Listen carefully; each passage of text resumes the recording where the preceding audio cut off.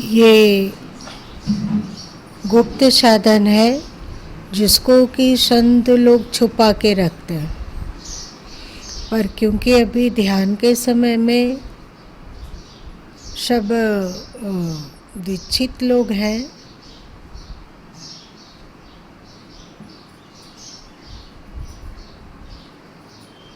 इसलिए सबको बताया गया।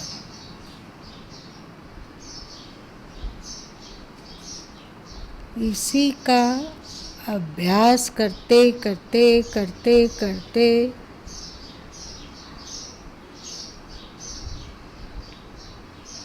मन यहीं रह जाता है और सूरत आगे की यात्रा करती है। याद है आप लोगों को मिसाइल के बारे में उदाहरण दिए थे? क्या था ये?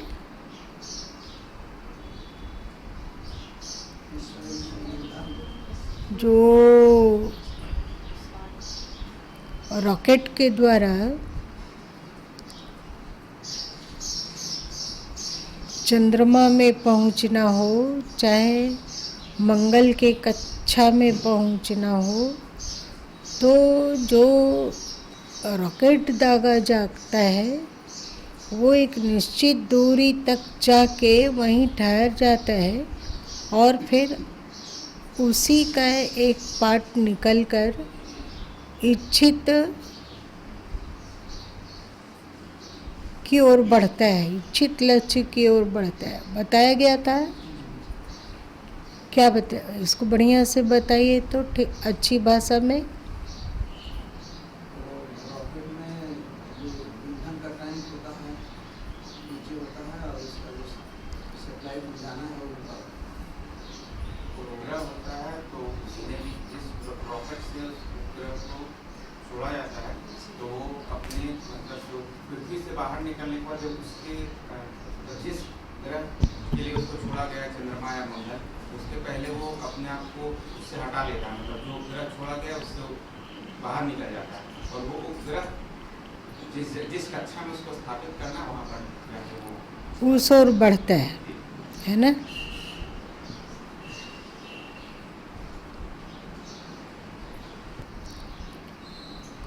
तो मन के द्वारा चक्रों का भेदन होते हुए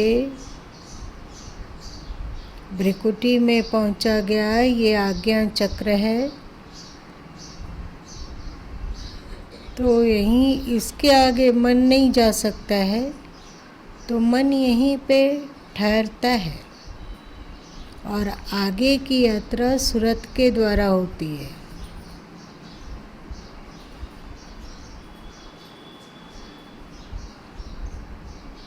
अभी सूरत की आदत है कि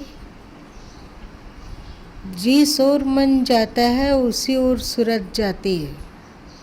आप लोग को ध्यान के समय ये सब बातें अनुभव में आ रही है या नहीं?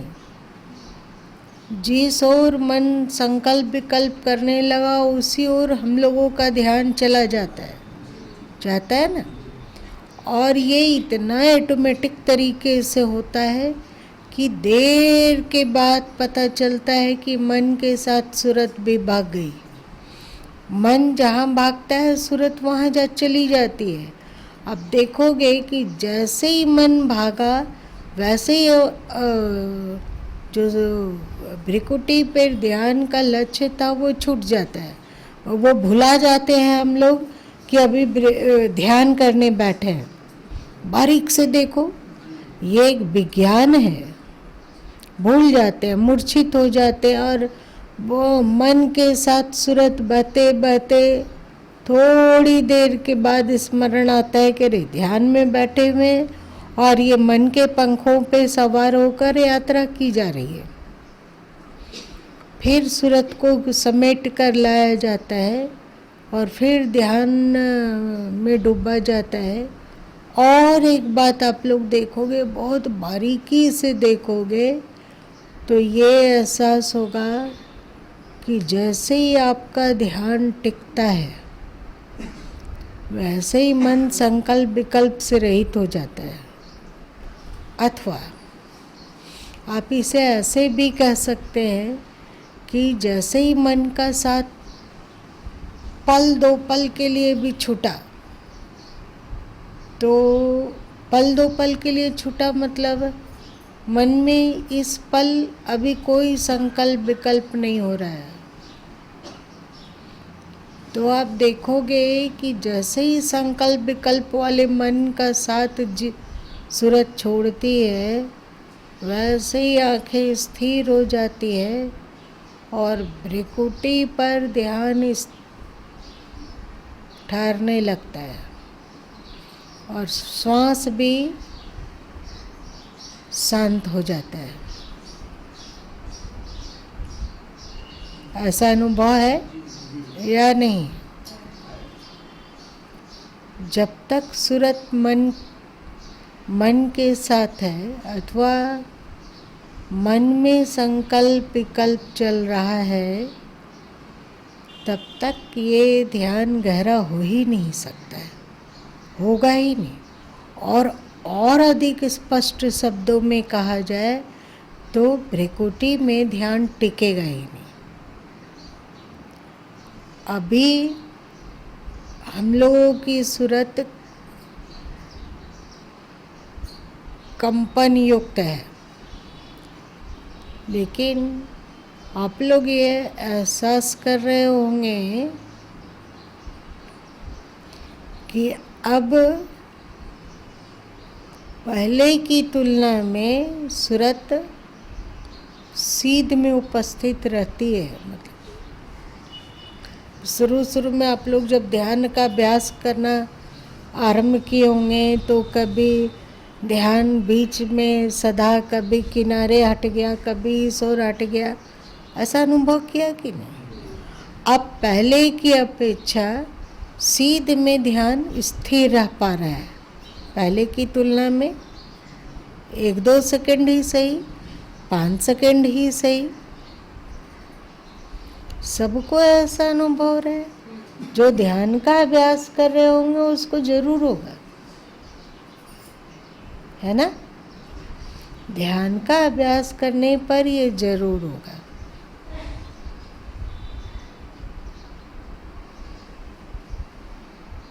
ये इतना गुप्ताति गुप्त ध्यान विधि है कि सब कोई सोचते हैं कि भ्रिकुटी पे ध्यान करना, आज्ञा चक्र पे ध्यान करना, पर कैसे? कहीं खुला हुआ नहीं है। भ्रिकुटी के ध्यान को संभवी मुद्रा अथवा भ्रिकुटी के ध्यान में को वैष्णवी मुद्रा कहा जाता है। भ्रिकुटी में आज्ञा चक्र है, भ्रिकुटी में ध्यान करो, ये तो सभी बोल देते हैं, पर कैसे वो नहीं बताते हैं। क्योंकि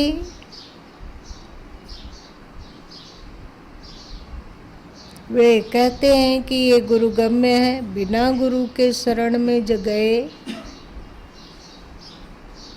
संभव नहीं है। और गुरु के शरण में भी आने पर जब गुरु को ये भरोसा हो जाता है कि ये व्यक्ति पंच पापों से अपने आप को मुक्त कर लिया है अथवा इसमें दच्चित है, हिंसा, नशा और चोरी और व्यभिचार और कपट अथवा झूठ अथवा दंभ है, हमारी स्थिति कुछ है और हम दूसरों के आगे अपना अलग रूप प्रस्तुत करते हैं, ये कपट है। बहुत सारे लोगों को झूठ बोलने की आदत होती है। पहले संत लोग अथवा आज भी जो इस ध्यान पद्धति को जान रहे हैं, वे लोग पहले निरीक्षण कर लेते हैं कि कोई यहाँ पर अनधिकारी तो नहीं बैठा हुआ है। अगर अनाधिकारी बैठा रहता है तो उसको कहते हैं आप अभी जाइए, अभी यहाँ आपसी चर्चा है, अपने परिजनों के लिए चर्चा है। जो पंच पापों से ऊपर उठा उसकी चर्चा है, आप इसके अनाधिकारी हैं, आप अभी नहीं बैठ सकते हैं। याद है आप लोगों को एक बार बतलाया गया था कि जब महात्मा बुद्ध का शरीरांत हुआ तो सबके, जब उनका सारा काम क्रिया इत्यादि हो गया तो उनके सभी शिष्यगण एकत्रित हुए और चर्चा करने लगे कि उन्होंने क्या क्या कहा है, क्या क्या उपदेश किया है, सबको लिपिबद्ध कर लेना चाहिए। पर उसमें आनंद को नहीं बुलाया गया। जब आनंद जी को ये पता चला तो सबसे अधिक साथ तो आनंद जी ही रहे हैं महात्मा बुद्ध के, है कि नहीं? तो वे बोले कि सब सर्वाधिक मैं साथ रहा हूँ, तो मेरे बिना संग्रह कैसे होगा उनकी वानियों का। वे आए और उन्हें आता देखकर जो उन लोगों के प्रमुख थे वे दरवाजे को बंद कर दिए। और जब दरवाज़ा आनंद जी खटखटाने लगे तो वो बोले कि आप उनके वाणी को तो पकड़े पर अभी बुद्धत्व की प्राप्ति आपकी नहीं हुई है। आप कौन सा पद क्या करना है और महात्मा बुद्ध के मार्ग को लिपिबद्ध करते हुए कैसे आगे बढ़ना है, इसको आप नहीं बोल सकते। बंद कर दिया। ये आनंद को बहुत जोर धक्का लगा। वे बोले कि मैं अब बुद्धत्व को प्राप्त करके ही आऊँगा। और वे चले गए और ध्यान करने लगे। ध्यान करते करते करते 3 दिन बीत गया।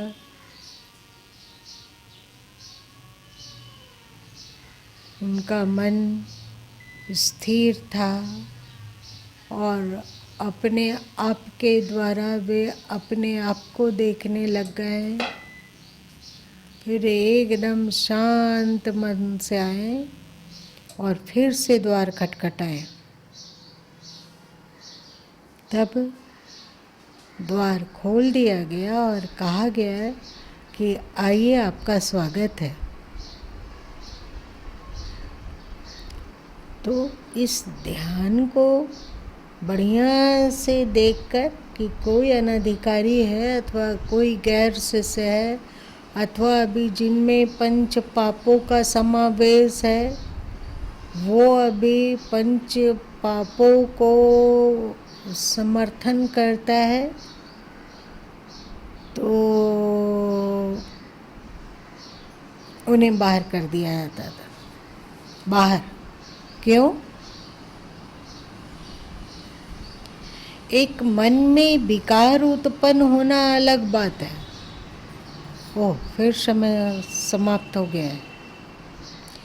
मन में विकार उत्पन्न होना अलग बात है और उस विकार में रस लेना अलग बात है।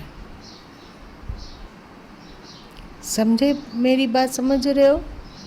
एक मन में विकार उत्पन्न हुआ, क्रोध हो रहा है, वासना जाग रही है, अथवा लोभ का संकल्प आ रहा है, अथवा अहंकार की भावना आती है, मैं, हम ऐसे, मैं ऐसा, अहंग है देह में, और ईर्ष्या है, राग है, द्वेष है और इसमें रस है, तो समझना कि अभी आप प्रकृति के अबद्धता को पसंद कर रहे हो। मेरी बात समझ रहे हो? विकार आया और गया कोई बात नहीं, आता है जाता है। लेकिन आप यदि उस विकार में रस लेते हो तो समझना कि आप अभी प्राकृतिक तत्वों में ही स्थिर हो और अभी आपको प्राकृतिक तत्व ही पसंद है। दोनों के अंतर को समझें। विकार उत्पन्न होना और विकारों में रस लेना, दोनों दो बातें हैं कि एक बात है? दो बातें। बहुत बड़ा अंतर है इनमें, बहुत बड़ा गैप है इसमें। तो जो प्राकृतिक विकारों में रस लेते हैं वे, उन्हें इस ध्यान का अधिकारी नहीं समझा जाता है। बात समझ में आई?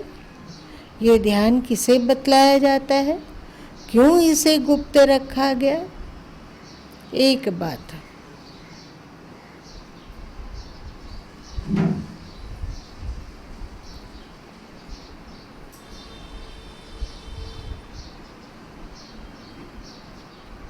कोई उदाहरण, कोई से तुम लोग भी हमें सहयोग करो। कौन कोई उदाहरण? यदि आपको मिक्सी में दाल पीसना है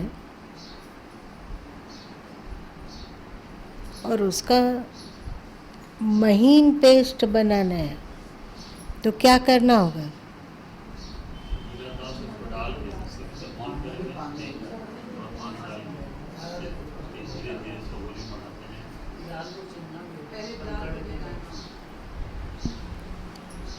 और यदि कंकड़ सहित दाल पीसते हैं आप तो फिर क्या वो खाने के योग हो? यही, यदि आप प्राकृतिक रस के साथ इस ध्यान में प्रवृत्त होते हो तो आपका प्राकृतिक रस भी और सूक्ष्म हो जाएगा। कंकड़ पीसते हो तो सूक्ष्म हो जाता है ना, और वो और बेकार है। कम से कम दाल में कंकड़ था तो उसको चुनना आसान था कि निकाल के फेंक दिए। पर यदि मिक्सी में आप दाल के साथ कंकड़ भी चला देंगे तो फिर उसको चुनना एकदम असंभव। सही कि गलत? तो आप ये ध्यान में जो उतर रहे हैं, और यदि आप पंच पापों के साथ इसमें प्रवेश करेंगे तो पंच पाप, पंच विकार एकदम महीन होकर आपके स्वभाव में इस तरह रच बस जाएगा कि इसको छोड़ पाना, त्याग कर पाना बिल्कुल एक तरह से असंभव ही हो जाएगा। समझ में आए कि गुरु लोग इस ध्यान को क्यों गुप्त रखते हैं? समझ में बात आई? इसीलिए वे गुप्त रखते हैं। पहले तहकीकात कर लेते हैं कि उन्हें पहला अध्यात्म की पहली शर्त कही गई है पंच पापों का त्याग। यदि ऐसा नहीं है तो आप ध्यान के अधिकारी नहीं है।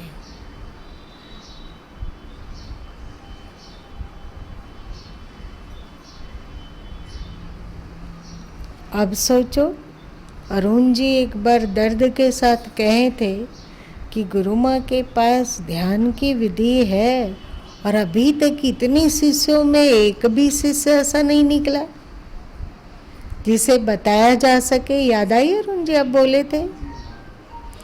तो ये संत लोगों का कोई शौक नहीं है, उनकी व्यवस्था है। इसलिए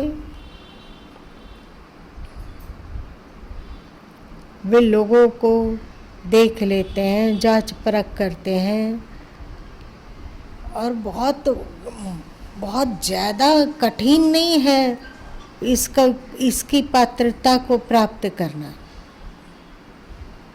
अहिंसा, ठीक है? हिंसा, चोरी, नारी पर मिथ्या मद को पान, या को कबहु न कीजिए पांचों नरक निदान। आप नरक के साथ इस ध्यान में प्रवेश कर जाएंगे तो नरक भी आपके एक तरह से सोचो लहू में ही मिल गया, आपके रक्त में ही मिल जाएगा। अहिंसा, थोड़ा सा सावधान कि मन से हिंसा ना हो, वचन से हिंसा ना हो और कर्म से हिंसा ना हो। अक्सर हम लोग वचन का हिंसा का तो त्याग करते हैं पर मन से होने वाले हिंसा का त्याग नहीं कर पाते हैं। रहता है ना, दूसरे से हम चिढ़ते हैं, उसके बारे में बुरा सोचाता है, उसके बारे में एक तरह से हम उसको अंदर ही अंदर किसी को बदुआ देते रहते हैं, तो ये मानसिक हिंसा नहीं है क्या? है ना? वचन का हिंसा, ऐसे वाणी को बोलना जिससे दूसरे आहत होते हो। कर्म का हिंसा, किसी को डंडा से मारना, किसी को लाठी से मारना, किसी को गोली से भून देना, किसी को तलवार से काट देना, ये तो हम लोग लगभग सबको ही त्याग चुके हैं। लेकिन वचन और मन का हिंसा भी चालू है। मांसाहार, हिंसा, अंदर से हम लोग हिंसा वृत्ति को छोड़ते जाएंगे। यदि हम मन से हिंसा को छोड़ पाते हो, वचन से हिंसा छोड़ पाते हो, तो ये मांसाहार बचेगा कि अपने आप चला जाएगा? स्वतः चला जाएगा, एकदम पक्का। अपने त्याग, नशा का त्याग। हम लोग दारू, शराब, भांग, खैनी, तंबाकू और अनेक नशाओं के शिकार नहीं होते हैं, पर अभी भी यदि प्रकृति से संयुक्त होकर उसमें रस लेने की नशा है, तो कोई काम में मस्त हो जाता है, कोई क्रोध में, जैसे शराबी लोग अपने आपा को भूल कर डगमगाने लगते हैं, तो किसी को क्रोध का नशा चढ़ जाता है, किसी को लोभ का नशा चढ़ता है कि नहीं? किसी पर मोह का नशा छाया रहता है, किसी पर अहंकार का नशा छाया रहता है, किसी को विपरीत शरीरों का नशा छाया रहता है। ये भी तो नशा है, ये सूक्ष्म नशा है। धन का नशा, जन का नशा, विकारों का नशा यदि चढ़ता है तो उतरने का नाम नहीं लेता है, और जब ये नशा चढ़ता है तो हम विवेक को खो देते हैं, तो समझना कि अभी आप नशेड़ी हो। समझ में बात आ रही है? हिंसा,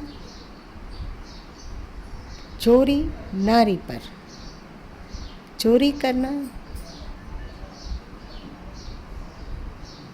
चोरी किसको कहते हैं? किसी के चीज को उसको बताए बिना उठा के अपना कहने लग जाना, ये चोरी नहीं है क्या?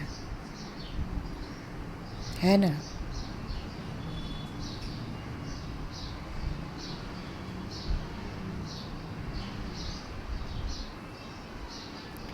उसी तरह किसी दूसरे के विचार को अपना कहने लग जाना और उसे अहंकार पूर्वक व्यक्त करना, जिससे कि अगले को लगे कि ये उनका अनुभवी ज्ञान है।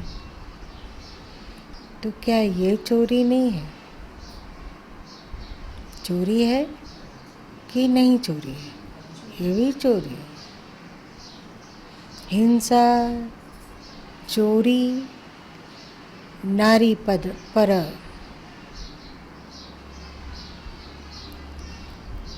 दूसरे की स्त्रियों को बुरी दृष्टि से देखना। जब यहाँ आता है, अध्यात्म आपको कहता है कि अपनी भी पत्नी को विकारयुक्त दृष्टि से मत देखो, तो दूसरे की स्त्रियों को विकारयुक्त देखना ही कैसी बात है? और है बात है, कुछ लाल बुझक्कड़ लोग कहते हैं कि जो अभी पराई नहीं बनी है उसको तो बुरी दृष्टि से देखा जा सकता है ना। मेरी बात समझे आप? क्या बोलो? क्या? हाँ, भी विवाह नहीं हुआ है उसका, तो उस पर उसे बिकारी दृष्टि से देखने में क्या दोष? वो तो अभी पराई हुई ही नहीं है। तो वो पराई नहीं है तो आपकी भी नहीं है। बहुत सूक्ष्म चीज है रस लेना। हम कहते हैं हम किसी पराई स्त्री पर जो अपनी नहीं है उसको विकारयुक्त दृष्टि से नहीं देखते हैं, उसके प्रति कोई ये नहीं है। लेकिन अब देखो कि आप उस पराई स्त्री में रस ले रहे हो कि नहीं। आप यदि उसके साथ घूमते हो, फिरते हो, उसके साथ आप अपना तस्वीर खिंचवाते हो और उसे शेयर करते हो, तो उसमें आप रस ले रहे हैं कि रस नहीं ले रहे हैं? उससे बातचीत आप करते हो और उसमें लुब्ध रहते हो, उससे बातचीत करना आपको अच्छा लगता है और बिना किसी न किसी बहाने से सबसे संपर्क रखते हो। ये क्या है? रस लिया जा रहा है, रस लिया जा रहा है ना। तो ये भी ध्यान के अधिकारी नहीं है।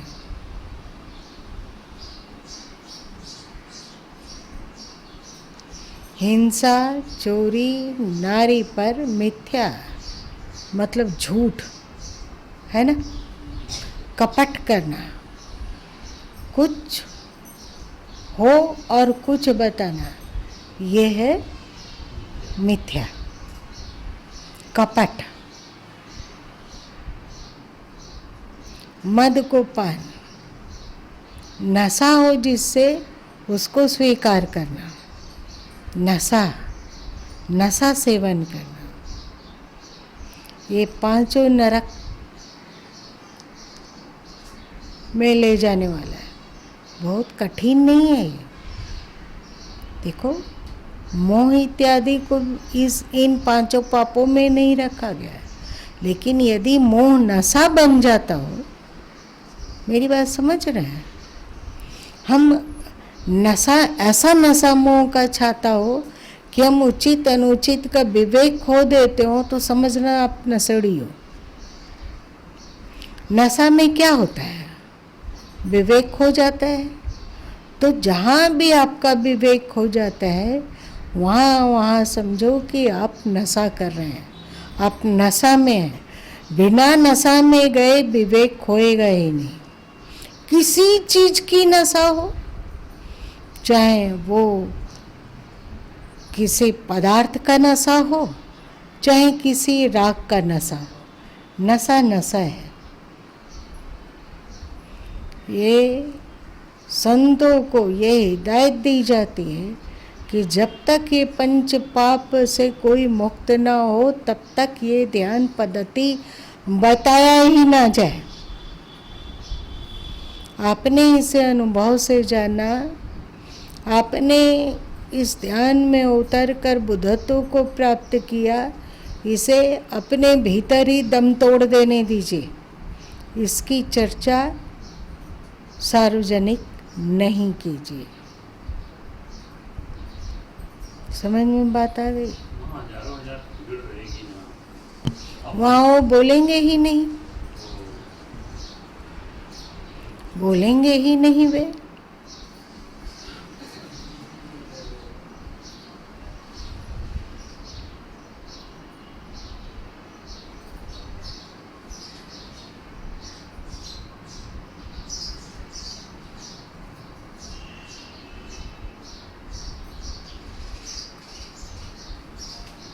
जैसे ही यहाँ मन से पिंड छूटता है, सूरत अकेले भी रहना जान लेती है, ये ध्यान करते करते होता है।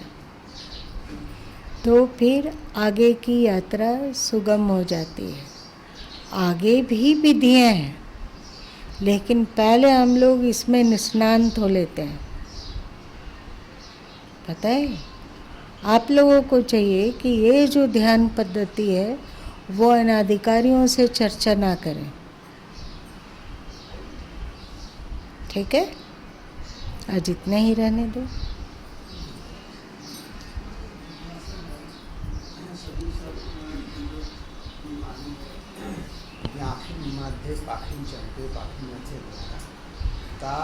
ते ही द्वारे दूरबीन लगावे उतरे बहु जल पारा। तो वो दूरबीन जैसे दूरबीन मतलब टिकटक की। तो गुरुमा जैसे हम लोग कभी ऊर्ध्वमुखी साधन जैसे बदलाते हैं ऊर्ध्वमुखी से ऊपर, और कभी बदलाते हैं कि सामने, तो ये दूरबीन वाला पोजीशन किधर है? सामने ये ना सामने है ना भ्रिकुटी में है। आपका मन, आप मन से असंग हो पाए, सूरत अलग हो पाए आपकी मन से, इसका एक उपाय है। ये बात समझे क्या हुआ? किसी ध्यान का आधार लेकर, इस ध्यान का आधार लेकर आप मन से अलग हो पाए और आप मन के बिना ही स्थिर होने की कला सीख लें तो ऊर्ध्वमुखी स्वाभाविक ही होंगे। ये माध्यम है, ऐसा नहीं है कि यही करना, नहीं। आप चाहे भ्रिकुटी पर देखो, चाहे भ्रिकुटी के सीध में देखो, जैसे जैसे मन छूटेगा वैसे वैसे सूक्ष्म मार्ग प्रतीत होता है। उसमें टकटकी लगा लेने पर धीरे से अंतर्मुखता, उसके भीतर क्या है क्या नहीं है, कहाँ कौन सा बाधा है, कहाँ आगे बढ़ना है, ये सब दिखने लग जाएगा। जैसे दूरबीन लगाते हो तो छोटी छोटी चीज़ें भी दिखने लग जाती है ना। तो ये जो जब आपको द्वार झलक गया तो आप वहीं टकटकी लगा दिए, मतलब सूरत को वहीं टिकाएं, तो फिर वो उसमें प्रवेश कर कहाँ क्या है इसको जानने के में सक्षम हो जाएगी और उससे आगे बढ़कर वहाँ जाएगी जहाँ से वो आई है।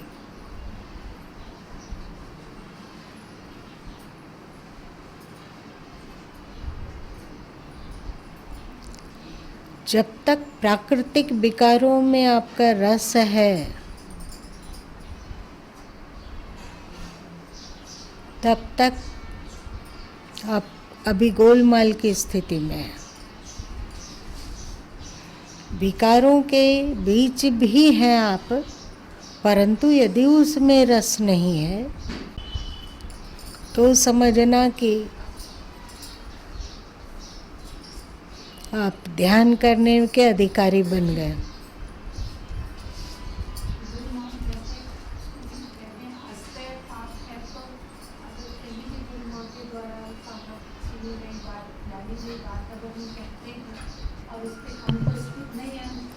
फिर भी प्रयासरत हैं और ये बता रहे हैं कि ये गुरु माँ ने ऐसे कहा,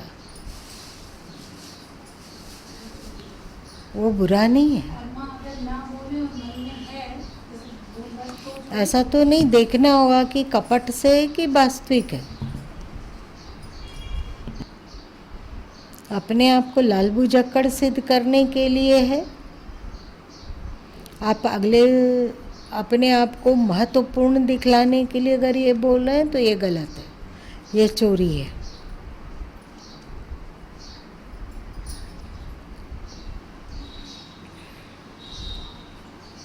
बारीक सब्जेक्ट।